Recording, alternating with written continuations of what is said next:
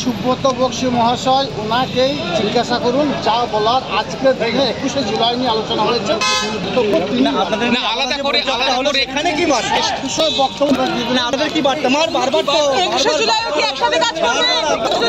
11টা বিধানসভা আছে, 11টাতেই তৃণমূল কংগ্রেস জয়যুক্ত হবে।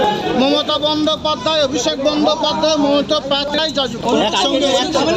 এত বড় দল, এত বড় সংগঠন, কোনো এলাকায় কোনো ব্যক্তির মধ্যে ইস্যুভিত্তিক মত পার্থক্য থাকতেই পারে। লোকের বাড়িতে থাকে, পাড়ায় থাকে, ক্লাবে থাকে, অফিসে থাকে।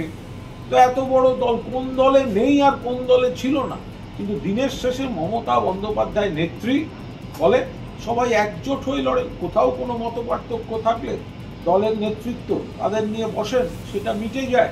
এক্ষেত্রে সেইভাবে মিটে গেছে। এখানে আসার আগে আমাকে দলের সভাপতি জানিয়েছে বীরভূম জেলার মধ্যে যে বিরোধের কথা আমাদের মধ্যে প্রচারিত হয়, কোথাও কোথাও দুটি নামকে কেন্দ্র করে আজকে তাদের সঙ্গে একটি যৌথ বৈঠকের মাধ্যমে সমস্ত কিছু সুন্দরভাবে মিলে গেছে।